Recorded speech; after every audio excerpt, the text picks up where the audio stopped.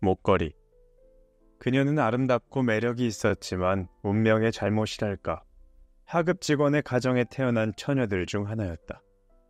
지참금이 있는 것도 아니고 기대를 가져볼 만한 점도 없었으며 부유하고 집안 좋은 남자와 알게 되어 이해받고 사랑에 빠져서 결혼하게 될 길도 전무했다. 그래서 그녀는 문부성에 근무하는 하급 관리와 결혼하고 말았다. 몸치장을 할 수 없으니 수수하게 차리고 있었지만 그녀는 자기 지위라도 빼앗긴 사람처럼 불만이었다. 하기야 여성들에겐 신분이나 집안도 의미가 없으며 타고난 미모와 우아함과 매력이 혈통과 가문을 대신했다. 고상한 기품, 우아한 취미, 기민한 재질만이 그들의 계급을 이루며 평민의 딸들로 하여금 귀족의 딸들과 어깨를 나란히 하게 하는 것이다. 그녀는 자신이야말로 온갖 쾌락과 사치를 위해 태어났다고 생각했으므로 언제나 마음이 아팠다. 그녀는 누추한 집, 썰렁한 벽, 낡아빠진 의자들, 때 묻은 커튼을 볼 때마다 괴로웠다. 같은 신분에 있는 다른 여자들 같으면 알아차리지도 못했을 이 모든 것들이 그녀의 마음을 괴롭히고 화가 나게 만들었다. 식모 노릇을 하는 브르타뉴 태생 계집애를 볼 때면 그녀의 마음속에는 서글픈 후회와 미칠 듯한 몽상이 눈을 떴다. 그녀는 동양풍 벽지로 장식하고 높은 청동 촛대에 불이 밝혀져 있었으며 짧은 바지를 입은 뚱뚱한 하인 둘이 난로의 후끈한 열기에 맥이 빠져 큰 안락 의자에 앉아 잠이 든 조용한 응접실을 상상해 보았다.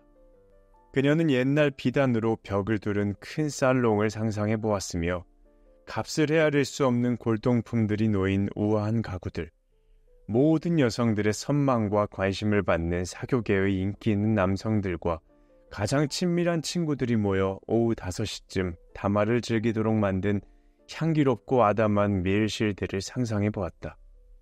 저녁 식사 때 사흘째 빨지 않은 식탁보를 덮은 둥근 식탁 앞에 앉아 맞은편의 남편이 수프 그릇 뚜껑을 열며 아, 훌륭한 수프야. 나에겐 이게 최고야. 라고 기쁜 목소리로 소리칠 때면 그녀는 훌륭한 만찬, 번쩍이는 은그릇들, 선경의 숲속에 사는 기이한 새들과 고대의 인간들을 수놓은 테피스트리, 눈이 부신 그릇에 담겨 나오는 진기한 음식들, 잉어의 붉은 살이나 들꿩의 날개를 뜯으며 신비로운 미소를 띠고 정담을 속삭이는 남녀들의 모습을 눈앞에 떠올렸다. 그녀에게는 드레스도 보석도 전혀 없었다. 하지만 그녀가 사랑하는 것은 이런 것밖에 없었다. 자신은 그런 것을 위해 태어났다고 생각했다. 그렇게나 그녀는 쾌락과 선망을 갈구했으며 남자들을 매혹시켜 구애를 받고 싶어 했다. 그녀에게는 수녀원 동창인 부유한 친구가 하나 있었다. 그녀는 이제 그 친구를 만나보려고 하지조차 않았다. 그녀에게는 그 친구를 만나는 것이 그토록 마음 아픈 일이었다. 그 친구를 만나고 오면 며칠 동안은 슬픔과 후회, 절망과 비관으로 눈물을 흘렸다. 그런데 어느 날 저녁 남편이 손에 큰 봉투를 하나 들고 의기양양하게 돌아왔다. 자, 당신 주려고 가져온 거야. 그녀는 성급하게 봉투를 찢고 그 속에서 카드 하나를 꺼냈다. 거기에는 이렇게 인쇄되어 있었다. 문부 대신 조르주 랑포노부처는 1월 18일 월요일 저녁 대신 관저에서 야회를 개최하오니 루아젤 부처께서 참석해 주시기를 바랍니다. 그녀는 남편이 기대했던 것처럼 기뻐하기는커녕 심술궂게 초대장을 테이블 위에 내던지며 이렇게 중얼거렸다. 이걸 가지고 어떻게 하란 말이에요? 아니 여보, 나는 당신이 기뻐할 줄 알았는데 당신 외출해본 적도 없으니 참 좋은 기회잖소. 이것을 얻느라고 얼마나 애썼는지 모른다오. 서로 얻으려고 다투었는데 하급 직원들에게는 몇 장 주지도 않았지. 그날 나가면 고관들을 모두 볼 수 있을 거요. 그녀는 성난 눈초리로 남편을 바라보다가 참을 수가 없다는 듯이 소리쳤다. 그럼 그 잘난 자리에 무엇을 걸치고 가라는 거죠? 남편은 거기까지는 생각하지 못했다. 그리고 그는 이렇게 중얼거렸다. 아니, 극장에 갈 때 입는 옷 있잖수. 내 눈에는 좋아 보이던데. 당신 그거 입으면 이쁘던데. 그는 놀라기도 하고 어이가 없어 말을 계속하지 못했다. 그 이유는 아내가 울고 있었기 때문이었다. 두 줄기 굵은 눈물이 눈가에서 입 끝으로 천천히 흘러내렸다. 여보, 왜 그러지? 왜 그래? 그러나 그녀는 간신히 마음을 진정시킨 후 눈물에 젖은 뺨을 닦으며 조용한 목소리로 대꾸했다. 아무것도 아니에요. 그저 난 입고 갈 옷이 없으니 야외에 갈 수 없을 뿐이고요. 초대장은 나보다도 옷이 많은 부인을 둔 동료에게 건네줘요. 남편은 서글펐다. 그리고 그는 다시 이렇게 말했다. 여보 마틸다, 적당한 옷 한 벌 하는데 얼마나 들까? 그러지 말고 때때로 입을 수 있고 비싸지도 않은 옷으로 말이야. 그녀는 잠시 생각에 잠겼다. 가격을 계산해보기도 하고 얼마 정도나 요구해야 이 검소한 관리가 당장에 거절하지 않고 놀라 비명도 지르지 않을 것인가를 찬찬히 생각해보기도 했다. 마침내 주저하던 차에 그녀는 이렇게 대답했다. 정확히는 모르겠어요. 하지만 400프랑이면 될 것도 같고요. 남편은 얼굴이 약간 창백해졌다. 그는 꼭 이만한 금액만을 저축해 두었던 탓이다. 그는 이 돈으로 총을 사서 돌아오는 여름에는 일요일마다 종달새 사냥을 가는 친구들과 함께 낭테르 벌판에서 사냥을 즐기려던 계획이 있었기 때문이었다. 그러나 그는 이렇게 대답했다. 그래, 그러지 뭐. 400프랑을 줄 테니까 여보 예쁜 옷 한번 사 입어봐. 야외 날이 가까워져 가는데 루아젤 부인은 근심과 걱정, 슬픔에 휩싸인 것 같았다. 옷은 물론 준비되어 있었다. 어느 저녁 남편이 물었다. 여보, 왜 그러? 요 며칠 동안 당신 아주 얼빠진 사람 같은데. 그녀의 대답은 이러했다. 나는 보석이고 장신구고 몸에 붙일 것이라고는 아무것도 없으니 스스로 좀 딱해서 그래요. 꼴이 얼마나 처량하겠어요. 다른 부인들 있는 데서 말이에요. 야외에 가지 않는 편이 어쩌면 더 나을지도 모르겠다는 생각도 들고요. 남편은 다시 이렇게 말했다. 생활을 달고 가구려. 요즘은 그 편이 아주 멋있어 보이던데 10프랑만 주면 훌륭한 장미꽃 2-3송이 정도는 살 수 있을 것도 같은데. 그 말을 들은 그녀는 수긍하지 못했다. 싫어요. 돈 많은 여자들 틈에서 가난해 보이는 것처럼 굴욕스러운 일은 또 없다고요. 그런데 남편이 이렇게 소리쳤다. 당신은 참 바보야. 당신 친구 포레스티의 부인을 찾아가 보석을 빌려달라고 하구려.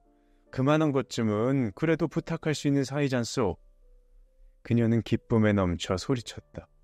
아, 맞아요. 그 생각을 내가 못했네. 연락해봐야겠어요. 이튿날 그녀는 친구를 찾아가 스스로의 딱한 사정을 이야기했다. 포레스티의 부인은 거울이 달린 옷장 앞으로 가더니 큰 상자 하나를 들고 와서 열어보이며 루아젤 부인에게 말했다. 자, 골라봐. 그녀는 먼저 팔찌를 몇 개 보았다. 다음에는 진주 목걸이를, 다음에는 베네치아산 십자가, 그리고 놀라운 솜씨로 만든 패물들을 보았다. 그녀는 거울 앞에서 그것들을 몸에 걸어보면서 벗어놓지도 돌려주지도 못하고 망설일 뿐 마음을 정하지 못했다. 그녀는 번번이 이렇게 말했다. 저 다른 건 없어? 있어. 골라봐. 어느 것이 네 맘에 들지 알 수가 있어야지. 검은 공단 상자 속에 눈부신 다이아몬드 목걸이가 들어있는 것이 언뜻 눈에 띄었다. 그것을 본 그녀의 가슴은 걷잡을 수 없이 뛰기 시작했다. 그녀의 손은 그것을 집으며 떨었다. 그녀는 그것을 목에 걸고 자기 모습에 스스로 취하여 서 있었다. 그러고는 난처한 듯 망설이며 이렇게 말했다. 저 이걸 빌릴 수 있을까?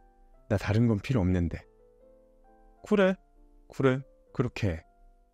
그녀는 친구의 목을 얼싸안으며 격렬하게 입을 맞추었다. 그러고는 목걸이를 가지고 총총히 돌아왔다.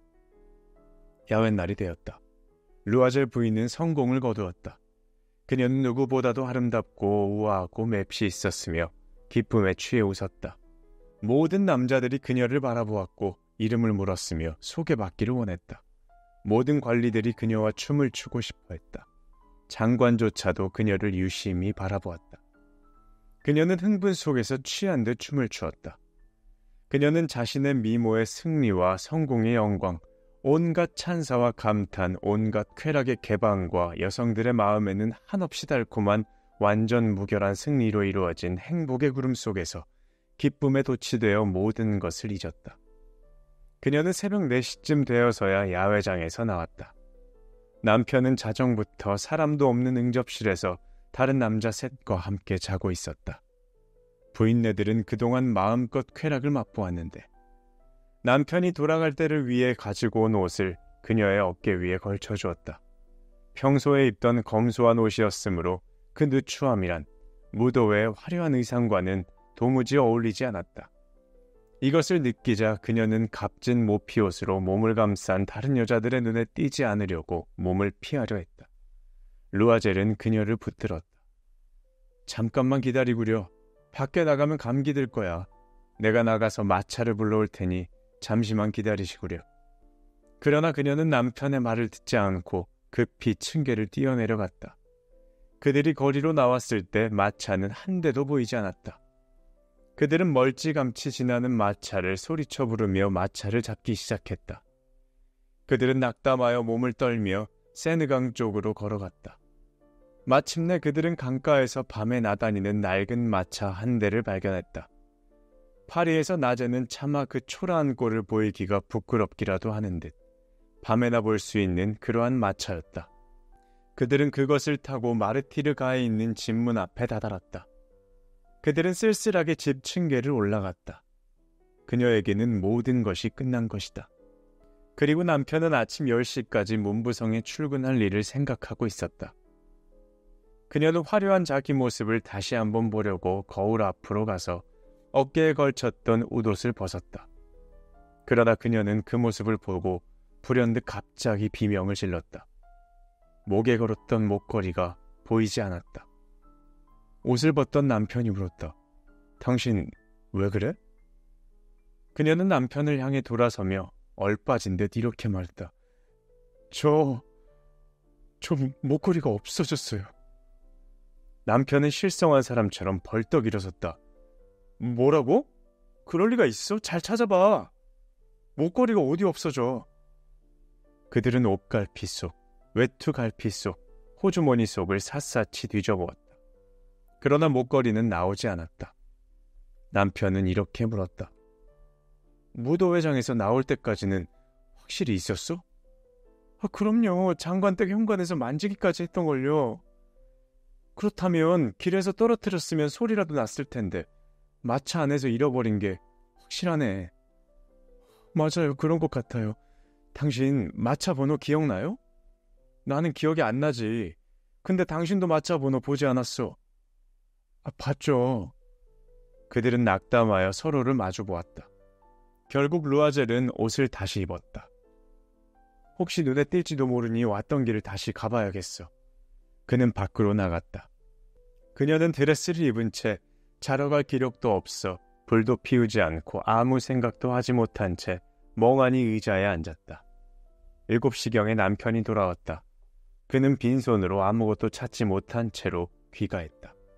그는 경시청으로 현상을 걸기 위해 신문사로 마차 회사로 뛰어다녔다. 조금이라도 희망의 빛이 보이는 곳이면 어디나 찾아가 보았다. 부인은 이 무서운 재난 앞에서 여전히 넋을 잃고 온종일 남편을 기다렸다. 루아젤은 저녁 때 여위고 파리해진 얼굴로 돌아왔다. 그는 아무것도 발견하지 못했다. 여보, 친구에게 편지를 써야겠어. 목걸이에 고리가 부서져서 수선을 맡겼다고. 그렇게라도 하면 돌려주는데 시간적 여유라도 벌 것 아니오? 부인은 남편이 부르는 대로 받았었다.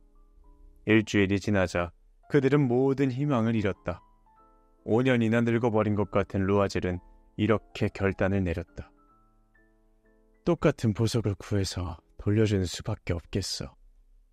이튿날 그들은 목걸이가 들어있던 상자를 들고 상자 속에 적힌 상점을 찾아갔다. 보석상은 장부를 들춰보았다. 저희 가게에서 판 목걸이가 아닙니다. 상자만 제공해드린 것 같군요.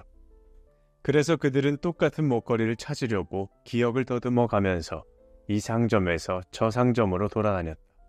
두 사람 모두 슬픔과 근심으로 병자와 같았다. 그들은 팔레 루아얄의 어느 상점에서 찾던 것과 꼭 같아 보이는 다이아몬드 목걸이를 찾았다.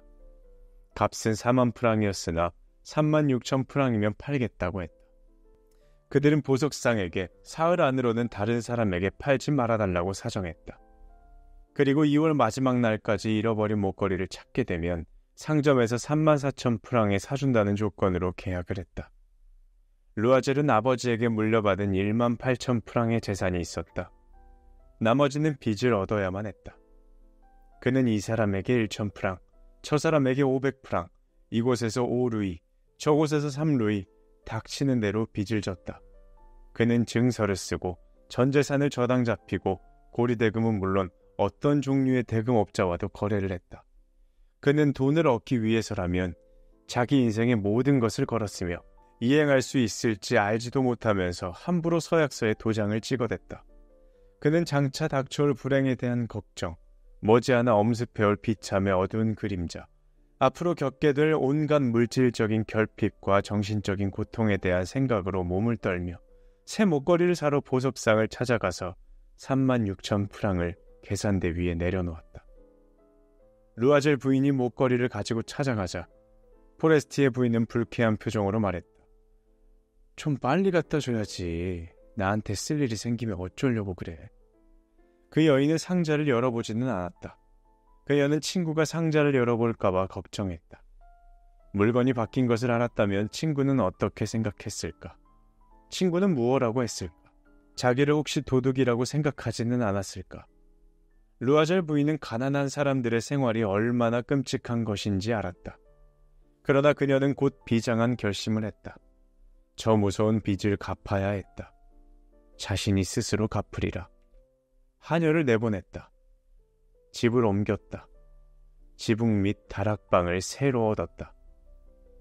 그녀는 얼마나 집안일이 힘들고 부엌일이 귀찮은 것인지를 알게 되었다. 그녀는 식기를 닦았다. 기름 낀 그릇과 냄비 속을 닦느라 분홍빛 손톱이 모두 다 닳았다. 그녀는 세탁도 했다. 더러운 옷이나 내복, 걸레를 빨아서 빨랫줄을 널었다. 매일 아침 그녀는 쓰레기를 들고 거리까지 내려갔다. 그리고 숨을 돌리려고 층계마다 쉬며 물을 길어 올렸다. 그녀는 하층 계급의 부인네 같은 차림으로 바구니를 팔에 끼고 채소 가게나 식료품점이나 고깃간을 드나들며 값을 깎다 욕을 먹어가면서 비참한 한 푼 한 푼을 절약했다. 그들은 매달 갚을 수 있는 것은 갚고 나머지 빚은 차용증을 고쳐가면서 연기해야 했다. 남편은 저녁마다 어떤 상인의 장부를 정서해주는 일을 맡아서 했고 때로는 한 페이지에 얼마씩 보수를 받고 서류 작성을 해주기도 했다. 이런 생활이 자그마치 10년 동안 계속되었다. 10년이 지났을 때 그들은 모든 빚을 마침내 다 갚을 수 있었다.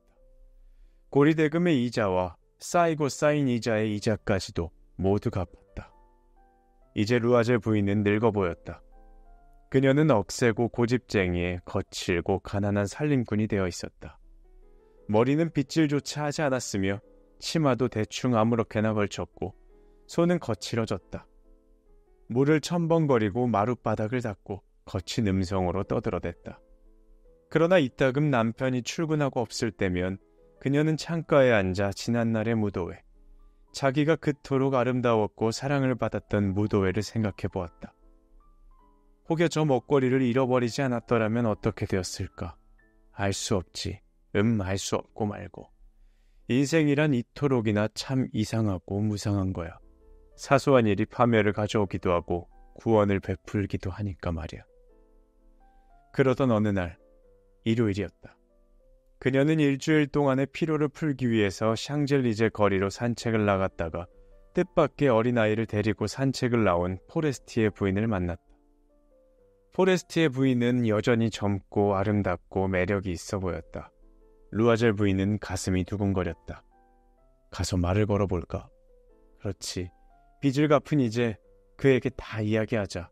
사정을 말 못할 이유가 무엇이겠어? 그녀는 가까이 갔다. 잔, 오랜만이에요. 포레스트의 부인은 그녀를 알아보지 못하고 이런 비천한 여자가 자기를 그토록 정답게 부르는 것이 놀라워 이렇게 중얼거렸다. 그런데 부인, 저는 모르겠는데 혹시 사람을 잘못 보신 게 아닐까요? 나 마틸드 루아젤이야. 친구는 소리를 질렀다. 마틸드? 아이고, 가엾은 마틸드, 어쩌다가 이렇게 변했어. 고생을 좀 많이 했거든. 우리가 마지막 만났던 그 후로 말이야. 그 심한 고생살이가 다 너 때문이었어. 나 때문이라니? 무슨 소리야 그게? 저 생각나지? 저 문부 대신에 야외에 가려고 내가 빌렸던 다이아몬드 목걸이 말이야. 그거 생각나지? 그걸 사실 난 잃어버렸었거든. 뭐라고? 자기 나한테 돌려줬었잖아. 무슨 말이야 그게? 내가 준 것은 모양은 똑같았지만 사실 다른 거였어. 그래서 그것을 갚느라고 10년이나 걸렸지 뭐야. 이해할 수 있겠지만 아무것도 없는 그 당시 우리로서는 쉬운 일이 아니었어. 근데 결국 다 해결했어. 나 그래도 마음은 후련하다. 포레스티의 부인은 발걸음을 멈추었다. 그럼 내 거 대신에 다른 다이아몬드 목걸이를 사가지고 온 거야? 그럼 아직까지 몰랐구나. 하긴 모양이 아주 똑같긴 했으니까. 그녀는 자랑스럽고 순박한 기쁜 미소를 지었다. 포레스티의 부인은 감격해서 친구의 두 손을 붙잡았다. 가엾은 마틸드, 내 목걸이는 사실 가짜였어.